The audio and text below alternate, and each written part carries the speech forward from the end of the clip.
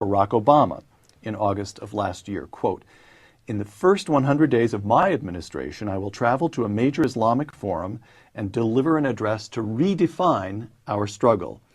I will make clear that we will stand with those who are willing to stand up for their future and that we need their efforts to defeat the prophets of hate and violence."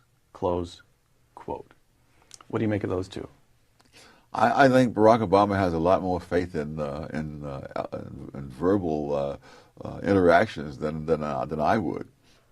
What he's proposing under the guise of change is what has been tried for 2 decades between the two world wars, and which failed disastrously in helping to bring on the Second World War.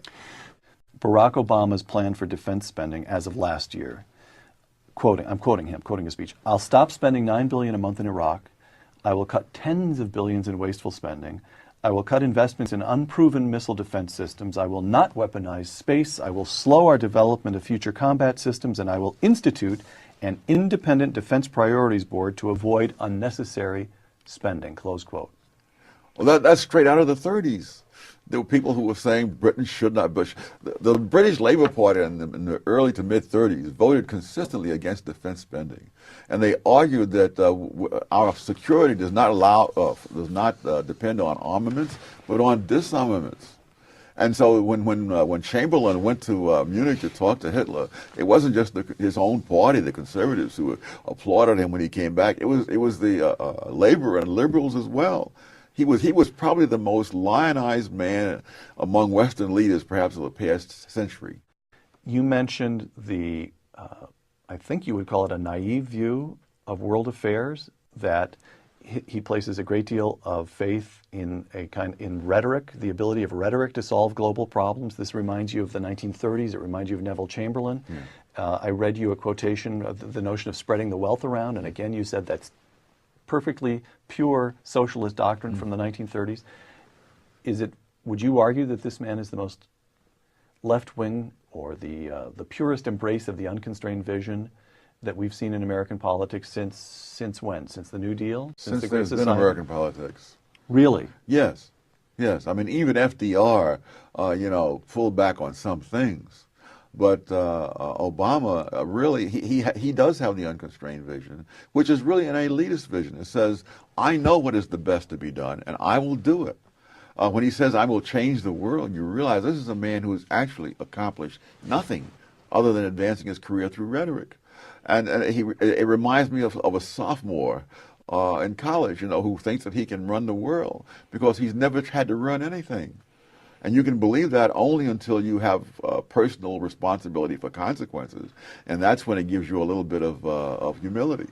Why don't the American people see through that? Isn't that the fundamental bet that the founders made, that that voters would see through, ultimately they'd see through nonsense? Yes, but that was before nonsense became a large part of the curriculum of our educational institutions. I was talking about this with a colleague of ours the other day, Tom McCurdy, who's an economist here at the Hoover Institution, and Tom said, well, remember what happened when Bill Clinton became president. His point is the American people are about to get an extreme illustration of the way government intervention messes things up. Bill Clinton offered only a mild illustration, and yet even under Bill Clinton, it was only 2 years before there was enough of a backlash response that Republicans took both houses of Congress away, and the man was boxed in from that point forward. That's a pretty optimistic reading of what might happen. In fact, very optimistic. Very optimistic? Yes, because there is such a thing as a point of no return. And if in those first 2 years Iran gets nuclear weapons, we will be at that point of no return, and the next generation will live under that same threat and as far out as the eye can see. And so sometimes people who are very clever say it's just as well to let these guys get in there and discredit themselves. Right. Then we'll win in the backlash. People said that when Hitler was arising in Germany, and many of those people who said that died in the concentration camps. Which is a smaller tragedy than a nation dying, in a sense. Before the primaries had ended, you wrote, Hillary Clinton versus John McCain. I wouldn't know whether to vote Libertarian or move to Australia. Now we know it's Barack Obama versus John McCain. You'll vote for John McCain, but hold your nose. What's your fundamental outlook? The difference is that the Clintons had the saving grace of utter lack of principle, which meant that when they saw which way the political winds were blowing, that's the way they'd go, regardless of what they'd been saying before. This man has been a far-left ideologue for 20 years, and not just a matter of ideology. I mean, people who are truly vile people. We're not talking about just people who have a certain theory. Bill Ayers. I mean, Acorn. I'm talking thuggery as the way to get your ideas across. Father Flagle. You go down the list. I judge people by what they've done, not by what they say, particularly when what they say is the direct opposite of what they've done. So that, no, I think this man really does believe that he can change the world. And people like that are infinitely more dangerous than mere crooked politicians. Final question. Let's suppose that the Wall Street Journal is right. Let's suppose that Barack Obama wins and that the Democrats increase their majorities in both the House and the Senate. Let's suppose all of that.